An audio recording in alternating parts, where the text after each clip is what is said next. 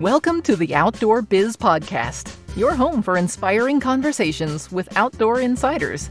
Each week, author, speaker, adventurer, and outdoor industry veteran Rick Saez talks in depth with iconic brand founders, sales and marketing pros, product designers, and industry rising stars.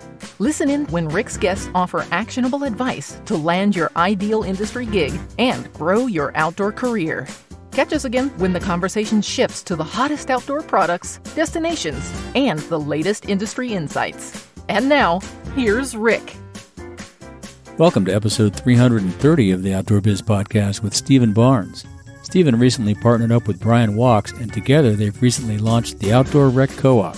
Stephen and I dive deeper into the central idea behind their co-op, which is to put the power in the hands of the employees and engage and incentivize them to grow companies for their own futures, as well as the future of the company. Hey, Stephen, welcome to the show, or welcome back to the show.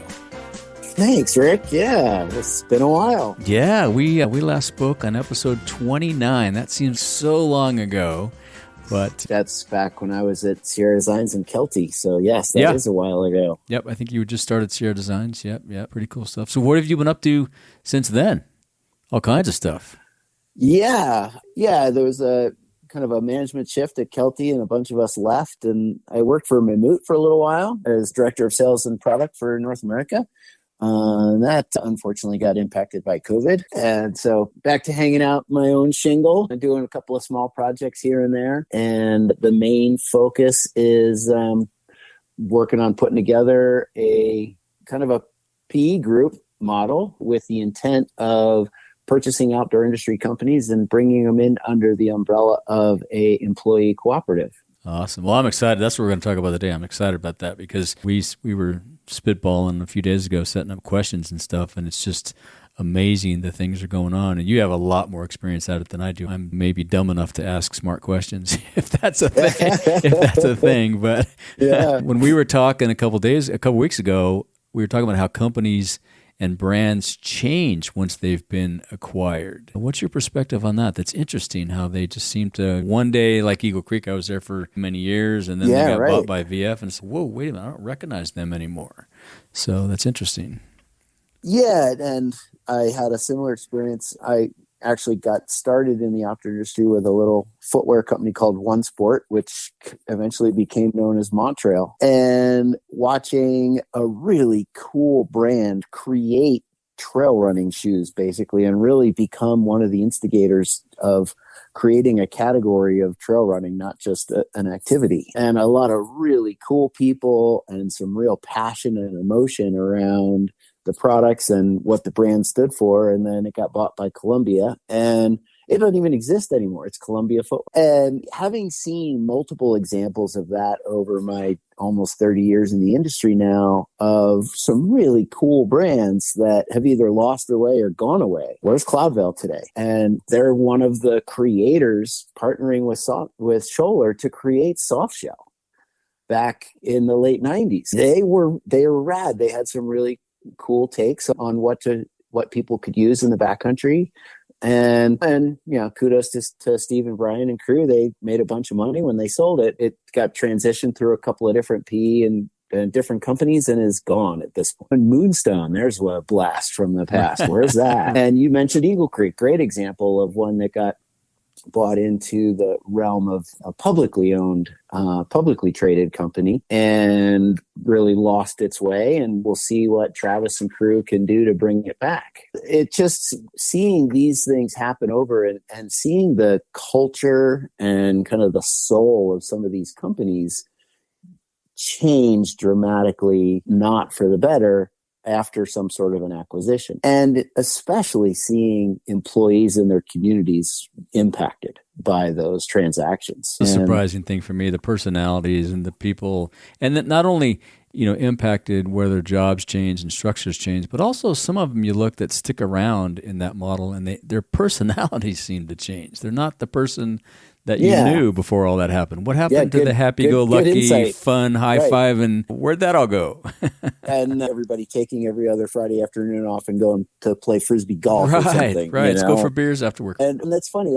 I remember that from my time at Osprey, it was a real family, like legit We all played together on the weekends. You're a captive audience in Southwest Colorado, but we did the same thing at Eagle Creek in San Diego. Right. We all went on adventures together and all that stuff. Yeah. I think that speaks very highly of the culture of a company when all the employees are friends and want to hang out together. And that doesn't always happen after some sort of a transaction. A lot of employees, or not a lot, but frequently employees get laid off. The portions of the company get moved to consolidate different elements of the company with the sister company or the acquiring brand, and everything to increase efficiencies. And all the other buzzwords in the PR releases. Exactly. After a transaction that, if you read between the lines, it's, I wonder how many people are going to lose their jobs. And just having seen that so many times over my years in the industry, I just kept thinking there had to be a better way. Mm-hmm. So before we get into that, let's talk a little bit about some of the challenges with the corporate business models and strategies. Because not only is it culturally different, it's some of the businesses, obviously, the business models change because the target moves to something else than what it was when it was privately owned. Yeah, great question. So, a lot of times a really cool company founded by somebody who's passionate about making the next coolest mousetrap. And everybody gets on board with that. And there's real passion for that. And that's the priority. And you go into business to make money, of course. You don't go into business to lose money. Making money is crucial, but how much is enough? And a lot of times these really cool companies that are owned by their founders still, the real focus is on making great products, doing good in your community, doing good for our planet. And what we often see after these sorts of transactions is the business model changes to much more of a by the numbers and increasing profitability by a couple of points. So whoever the ownership group is, whether it's a publicly traded company or a private equity venture capital, the goal for them is to make more money.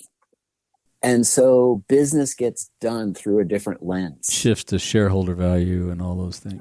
It becomes more about shareholder value than it does about the value of the company and the values that go with the company. And having watched that over the years, that's kind of been sad to see. And of course, we'll see what happens with Osprey coming up here in the near and midterm. We're already hearing of changes happening down there that are all being done for the purposes of increased profitability rather than necessarily the right thing to do for the people. And so I would say those are the challenges that you see in corporate business models, is that it's all about the profitability and increasing profitability. And sometimes the lens that gets looked through, you make different decisions. And sometimes there's some products that might not hit the necessary absolute minimum margin. They might be a point or two shy, but they're so important for brand value that when it is a privately held company, still by the founder or something of that nature, those decisions typically are going to, we need to do that because that has incredible value to the brand and it helps us build the company and drives our authenticity, blah, blah, blah, blah. Exactly. And then there's other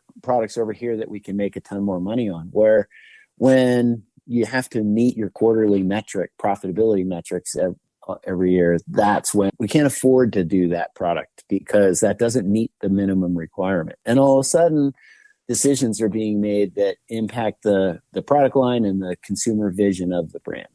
Yeah, this is a question just popped into my head that we didn't talk about. But what do you think the reasons are for these privately held companies to switch to public? Now, oftentimes it's someone wants to make more money. Someone wants to build a bigger brand. They need more money to do this, do that, do the other thing. What's your perspective on that? The question of why do they change because there's different. Why do they go that direction though? Why would I decide to go, I have this private company, we're making a bunch of money, people having a bunch of fun, we're still doing all this stuff. I want to take it. Is it because I want more money to build a new building? Is it we want to grow to a new distribution channel? I would say it's probably tough to parse into one or two things. It's all those things, yeah. Yeah. And a lot of times it's a founder who's aging out and doesn't necessarily have a succession plan within the family or something of that nature already built in place. And they're looking to cash out. Mm-hmm. Mm-hmm. Whether they're 70 and, looking to be done, or whether they're 50 and they just 40 want to these cash out. days, right? Yeah, want to cash out and buy a Sprinter and go spend the next 20 years traveling around doing cool stuff. Personally, I feel really fortunate. I was able to do all that stuff when I was younger, but a lot of times somebody starts a brand out of their garage when they're 23 or something like that. And they put their blood, sweat, and tears and life into it. And all of a sudden, 30 years later, man, that was really fun, but I didn't get to do all the cool stuff I really wanted to do. And take the opportunity to cash out of the thing that they created and go do whatever you want to do. Go be a dirtbag like we were dirtbags in our younger Exactly. days. And although there's different definition of that in these days with all the Sprinters and transit vans and all that. But, tell me about it. So that's where I think there's so many different reasonings why people might be willing to sell their companies. That makes sense, yeah. So you've launched an alternative model called the Outdoor Rec Co-op. What was your inspiration for starting this? Because I mentioned seeing employees and their communities get negatively impacted by some of these transactions. And the idea of what we're doing is we're basically starting a PE group and with the idea of buying outdoor industry brands and then converting them into an employee-owned model. And it's a overarching model where it's one co-op that each of these acquired brands would come in under, and every employee of all of the acquired brands would become members of the one co-op. Rather than it being so it's a spoke and wheel kind of thing. The Outdoor Rec Co-op is okay. That's cool. That's interesting. That's unique, rather than and it's it is unique. It's a brand new concept that put into place in Colorado a couple of years ago. Colorado's the Delaware of co-ops. It's one of the most progressive states in terms of that sort of corporate structure. And we're starting to see it cropping up in a multitude of industries, from home health care to construction to auto parts, to all sorts of different industries, because especially in this day and age of all the conversations around employee empowerment and a lot more transparency around employee right. What's the best way to take care of those employees? Make them owners. Yeah, exactly. Yeah, give them a piece of the rock. No kidding. Yeah. Right. You know, and then they get to be part of the process, especially get to share in the profitability. And a lot of the metrics that we're seeing is that co-ops are anywhere from 4 to 7 times more profitable than a traditional business structure, because the employees are more engaged in the process and more passionate about making the right decisions. And it helps them also make some sounder business decisions when they're part of the process, rather than just being told what to do by the CFO or whatever. And so there's a lot more engagement and passion from the employee base in this sort of a model. And the idea here is, particularly our principal targets, is going after healthy, established, profitable companies, primarily ones that might have an owner that is aging out. As I mentioned earlier, the traditional track for those sort of folks was to sell to a private equity or to sell to VF or Vista or one of the other publicly held folks. And as mentioned, those don't always go well. And so is there a model out there in Colorado now with the spoke and hub thing, right? Or is that's new as well? What you guys are doing? It's a fresh concept. Okay. There's several folks that are like other industries are doing, or other industries, as I mentioned. Yeah, there's one in particular that we've had great conversations with called the Oberon Cooperative, and they work in home health care and construction and employee housing projects and staffing, temporary staffing companies. And so they've got this kind of broad reach over multiple industries, and everything is encompassed under the one single co-op. And employees of each of the acquired companies become members of that co-op. And so then there's a way to share information and to share knowledge. Yeah, that's what I was just going. With different industries, right? Because everybody's in it for the same goal. Even amongst the same businesses in the same industry, since you're all part of the same co-op, you can learn from each other, and everybody gets better. Yeah, exactly. Yeah, that's super smart. And one of the things that everybody talks about during an acquisition is increasing efficiencies and combining resources and all the other buzzwords that you see in those press releases. And that typically you see that and you wonder how many heads are going to roll, right? Well, that's a thing. Yeah, one of the ideas here is acquiring established, profitable, healthy companies is they already have a model that works. So you don't really have to tweak it that much. But you're taking something and adding to it, as opposed to the current structure. They take they buy something and then they take things away. Right. Yeah. Yes, exactly. And, there certainly would be opportunities to combine some resources like on healthcare benefit provider and a one single payroll service or something like that, where you're not necessarily impacting headcount, but you are able to increase efficiencies within each brand that way. So it's little things like that without, impacting the community because all of a sudden a bunch of people got laid off. Right. Yeah. Yeah. You're right. Impacting the people and the community. That's a good point. Yeah. Yeah. Is there a certain business size or structure that the co-op model is uniquely suited for? No. Small or large. We're actually in conversations right now, negotiations. We're doing our due diligence with our first brand. That's about $3 million a year. We actually put a call into Mike Fotenauer last fall, and that deal was over $400 million. And so I think that's your range. That's a good range. That's a good range. And certainly what's funny is when you go to acquire some of these companies, you have to go talk to the banks about financing and all that. And right. The bigger the number, the more likely the bank is to say yes. Yeah, because they make more money for the same amount of effort. It's about the same amount of effort on a bank's part for a $5 million deal as for a $100 million deal, except they make more money on the 100. So they're more inclined to say yes, the bigger the deal. So it's crazy that way. But yeah, so to your answer, there is no kind of bottom level it's equal opportunity program. Yeah. Yeah. The key ingredient is the brand should want to be part of a co-op. And that's where I think the outdoor industry aligns really well with this type of business. Yeah, there's a handful of models that are already available in the outdoor space, so they probably have that familiarity. Is there anybody that you've talked to or worked to that you had to do a lot of education explaining on the co-op side of it? What is a co-op? Not a one. Okay. It has been really interesting. What are the nuts and bolts of our co-op? Because everybody's familiar with the co-op concept because our largest retailer is REI as a member co-op, not an employee co-op. But so the concept of a co-op, everybody already has a positive feeling of. They just want to know what the structure of this one is and how does it work as an employee co-op.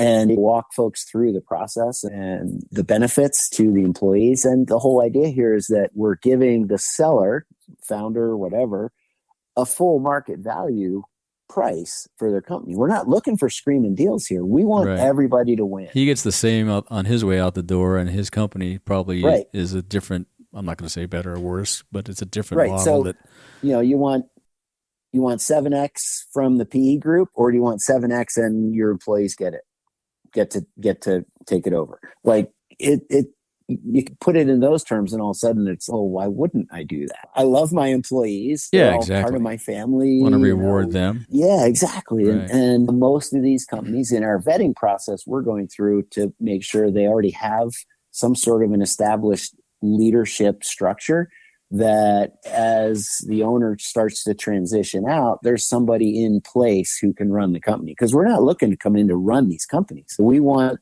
established, well-run companies to continue. And so that's the quest. And do you have a shining example at this point? Is there someone that you guys have already taken under your wing or made this deal happen, or? No, we are still that new. In negotiations with this is such a fresh idea. We just had it last fall and just threw a press release out right before Winter OR about the idea. And we got a couple of inquiries based off of that. Yeah. So I would say in hindsight, something like the Osprey acquisition would have been, had we been around and functional by when Mike was in his conversations, that probably would have been great, because Mike's exactly that kind of an owner who would have loved to have turned the company over to the employees. Yeah, he would have been perfect. Yeah. Yeah, exactly. We're going to take a little break and give some love to our sponsor, Wolfgang Man and Beast. Wolfgang Man and Beast celebrates the unique relationship between dogs and their people. They offer American-made leashes and collars for your pup using only the finest American leathers and textiles, plus a distinctive collection of t-shirts and hats for you. Built domestically and transported minimally, they'll be replaced rarely. Visit theoutdoorbizpodcast.com/Wolfgang and get your pup a new leash or collar today. I see tails wagging furiously in your future. Now back to the show. Do you think in addition to traditional, product brands, does it fit the trade show model, a trade show type business? What is a trade show model at this point? That's changing, yeah, but yeah. They whole different topic. Yeah, but people typically pay to have a booth at a trade show, and the traditional trade show model kind of thing. Whether the booth is outside, inside, at a park, at a convention center, it's the same. You're asking whether kind of ownership of the trade shows could fit into a co-op model? Yeah. So if you have your spoke, say, and you have this brand and that brand and the other brand underneath your co-op, would a trade show fit under that, or would that be a whole different spoke for trade show type businesses, do you think?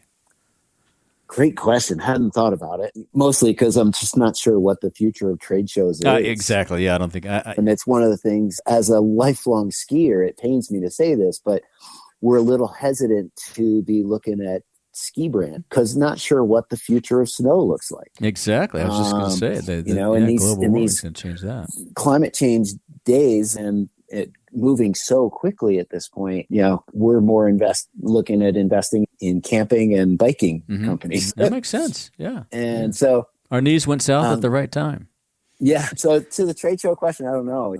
I know you and I talked about that a few weeks ago, that there's a need for some sort of event within our industry to recapture a lot of the social energy had in its heyday. Mm-hmm. But I don't think that any of the concepts of the current model are functional going forward. Not only OR and SIA too. You remember what that was like in the heyday, and it's completely changed. And we could go on for hours talking about trade shows. On that one, yeah, for sure. What's next for you guys? Are you going to do a road show, or how are you targeting clients, reaching out to clients? How's that look? I don't know that we necessarily need to. Word of mouth has been that's good. Pretty impactful so far. That's a good place to be. Yeah, good for you. As I mentioned, it's such the perfect concept for kind of the ethics and of the outdoor industry. We all look out for each other in the first place. Why wouldn't we all just be part of a giant co-op? And Right. And I'm assuming your definition of outdoor encompasses everything from skiing to fishing and all the things. Absolutely. Yeah. What OIA would call the outdoor recreation industry. And that's why we called it the Outdoor Rec Co-op. Is at this point we're only focusing on our personal core competency, which is around product brands. Mm-hmm. Makes sense. We're not considering retailers yet. We're not looking at digital marketing firms or anything of that nature. None of that stuff. Yeah. The day may come where we have that opportunity to bring some of them in, but at this point we're being still in the launch phase, we want to focus on our core competencies. And when I say our, my partner, and it's how it all started. I was just going to ask that. Who's the hour? He owns a small bicycle rack company out of Grand Junction called Quicker Stuff, and really cool, but startup. And before that, he's been a serial entrepreneur and especially like in the restaurant world. And he's got great connections to some bigger money groups. And that was where it all started. Was I was having a beer with Bryan out in Grand Junction this last fall, bemoaning the state of brand ownership and what's been happening to brands that get sucked into this kind of chaos of PE and public, and just thinking that there's got to be a better way. And you got some connections to some moneyed folks. Why don't we start our own private equity group and buy up some of these companies and try to maintain what they are and what the kind of core and culture of the outdoor industry is and how we care about each other. And he just chuckled. He said, man, that's a great idea. I've been thinking about it myself, except I want to do it as a co-op model.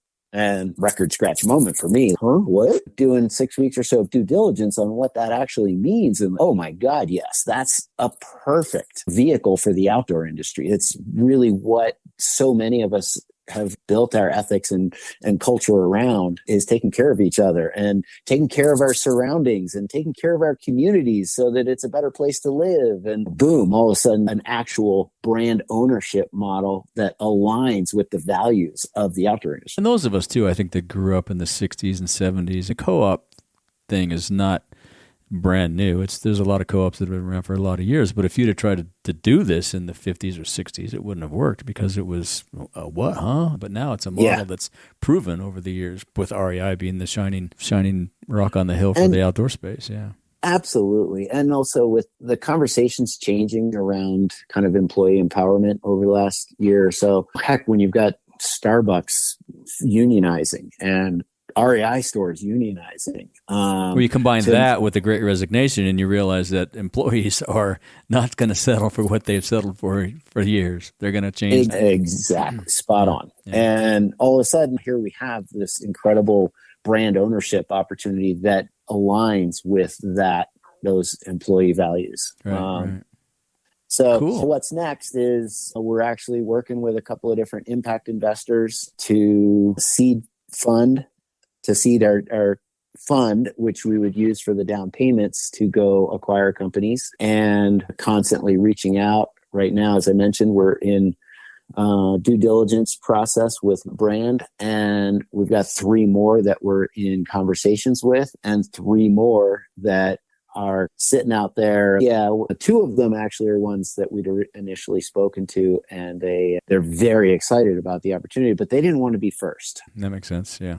You need a pioneer, someone who's a pioneer spirit. Right. First, and we've got that one company that they really are excited to be part of the co-op. And so it's the perfect stepping stone. First domino is to get a company that already has drank the Kool-Aid on the idea of a co-op. Yeah. They love it. They can't wait. They've got some aging founders that would love to just walk away and hand it to their employees. Cool. Very cool. Yeah. So are you getting interest from around the country, or is it more Western based? Both investors and businesses? Both. It's most of the companies that we're talking to, 4 of the 7 are Colorado based. Kind of makes sense for you guys too. That's in your, you probably have a personal relationship. Brian's based out in Grand Junction, and I'm here in Boulder County. But the one that we're in negotiations with isn't Colorado based. Oh, okay. They're based somewhere else. And then there's a couple more that are based outside of Colorado. We're not limited geographically like that. And what about investors? Are they coming in from interest from investors all over the States? Yeah. Okay. Yes. All over. Yes. And we're primarily targeting impact investment funds. Now explain that to listeners if they don't know what that is. So the idea of an impact investor is somebody who's already made a ton of money and wants to figure out a way to give back in a way that still continues making money for them, but not necessarily at the same churn rate that they needed to get to their wealth level. Mm-hmm. So they're still looking to build future wealth, just in a still looking way. To build, yes, rather than 200% returns, they're looking for 40% returns on their money. Or they might be looking at a longer term where traditional PE is 3 to 5 years, turn it and burn it. And an impact investor might be more looking at 7 to 10 year investment horizons. Very cool, man. Yeah. And there's a ton of money out there. There's a lot of people who've made a lot of money in the last couple of years.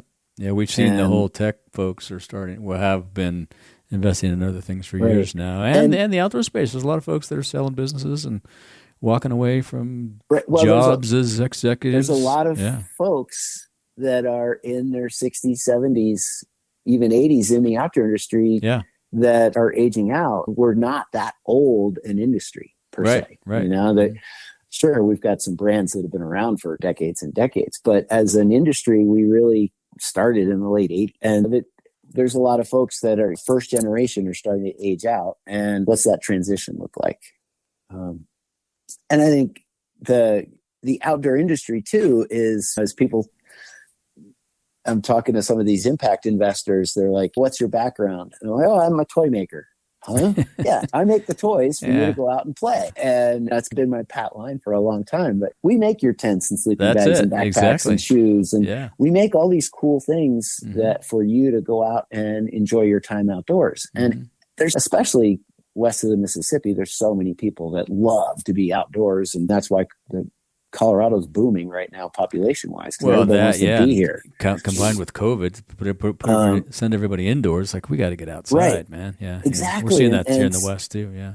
Yeah, and so all of a sudden you got people who are passionate about being outdoors who have money also. Yeah, we definitely want to be part of this. Yeah, these people are camping way better style than I was when I first started camping. Yes, for sure.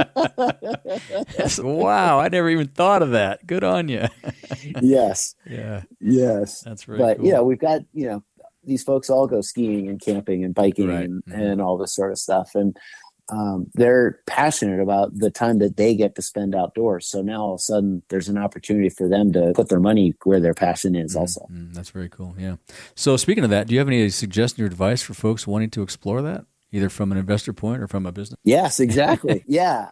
We're the first one for the outdoor industry. So we'll see. The idea hopefully is that we get a few more co-ops going, and we don't have to own the only one. The more the merrier, especially because it really, the core here is that it benefits the employees and their communities. Love that. All right, yeah. I'm gonna put you on the spot now with the lightning round questions that I ask everybody that they stumble over. What's your favorite piece of outdoor gear under $100? A little butane stove, whether it's pocket rocket or a jet boil or something like that, because it's so easy to transport. It has so much functionality, and for me, personally, I do a ton of adventure motorcycle riding and mountain biking and skiing. On the adventure moto side, we're out for 4 to 6 days. As we laugh, it's like backpacking with a slightly different way to carry your gear. Yeah, exactly. Yeah. But it's the same gear, and it's the same with cycling. Yeah, same. Yeah, exactly. Same. Yeah, exactly. Bike packing, you only want to carry, like, my entire, including my saddlebags and everything on my motorcycle, is 53 pounds. Fully, that's all my gear. I was laughing with a friend yesterday. Remember when we used to carry that much backpacking too? But now we go out backpacking and we carry 30 pounds because gear's gotten so much better. And to that, I think that's where a lot of the newer stoves, like the Pocket Rocket and the Jet Boil and things like that, have really changed. And then the incredible improvements in dehydrated food from Backpackers Pantry and all those folks. All of a sudden you have things that are actually edible. Yeah, right. And you don't have to doctor them up. Exactly. More than edible. I'm a real fan of Backpackers Pantry, and I take their stuff on my trips with me. And there's some things where I'm like, wow, this is actually really good. Take that for lunch at home. Yeah, exactly. This isn't just food to get me through the night. I'd eat this at home. Yeah, there's some good ones. We saw some good ones. Some new folks come to the space too. At the good to go. Showing up and venture out. Yeah, Food for the Soul, I think, is one. Yeah. And very cool. So I would say that the advent of lighter weight gear, but especially on the cooking side, because it's something you gotta cook and gotta eat. And so that would be my favorite. That's a good one. Yeah. How about your favorite book? Do you have a favorite business book or outdoor book? Or those are two different categories for sure. Yeah. Let's go with business book first, because you're probably immersed in that right now. Tipping Point, Malcolm Gladwell. Yeah, good one. Yeah, anything from Jim Collins is always good on the business side to help you build your ethics while still being in business. On the outdoor side, I just finished reading Powder Days from Heather Hansman. Oh, okay. Don't know about that one. Holy awesome book. Part of it is having worked at ski areas for a decade. A lot of the words hit really close to home, but she is just has an incredible way with. I'll link to that and I'll pick that one up. I haven't heard of that. Yeah, it's a great story. And especially if you ever spent any time like working at ski areas. I never did that actually. No, I never worked. The stories are like, oh yeah, I remember when we did that. That was dumb. I worked at river companies though, so I have a feeling it's probably the same or similar. Yeah. And then I would say anything by Craig Child. Such a master craftsman of words. Heck, I'm friends with him on Facebook, and his Facebook posts are like, like, are you kidding? Some people have a way with that. Doug Robinson is the same way. He just writes and it just flows, and it's wow. Gift with the written word, and those are always fun reads too. Those are good. Good. So. We'll put links to those in the show notes. So as we wrap up, is there anything we missed or anything else you'd like to ask or say of our listeners, to our listeners? So I would say hung my career hat on be good, do good, rising tides float all boats. And that if we really all look out for each other, we're all going to be stronger as a unit. And that's been the anchoring mantra for me with this co-op is be good, do good. And what's the best thing we can do for the industry and for brand ownership within the industry that helps us maintain our kind of soul and the cool factor and looking out for each other? And, I'm totally thrilled to partner up with Bryan Wachs on this, because he's the one that introduced me to the idea of the co-op. And I'm like, wow, that is really such a great idea. It is. It makes total sense. Yeah. Yeah, exactly. It makes total sense. Mm-hmm. And rarely do you come up with some cool ideas that make such total perfect sense like that. Mm-hmm. All the things align. Yeah, that's awesome. Yeah. So, and if people want to find out more from you, what's the best way to do that? How can they reach out? Yeah. You guys have a website yet, or? We do. It's just called outdoorreccoop.com. And I'm certainly available, Stephen, STEPHEN, at outdoorreccoop.com. Anybody who's interested in learning more about the concept or interested in investing or being acquired. And, I'm on all the platforms, just personally. All the socials. Yeah, we can't get away from that. Yeah, we'll link all that stuff in the show notes too. Yeah. I mean, everybody's on all the platforms at this exactly. point. This is unbelievably exciting to me. Lines right up to a lot of my beliefs too, as we've talked, and I wish you all the best, and anything I can do to help you guys, don't hesitate to reach out, spread the word, do some combos on the podcast. I think it's perfect for the outdoor space. And very much appreciate that, Rick. Thanks. Yeah. Right on, man. Keep it up.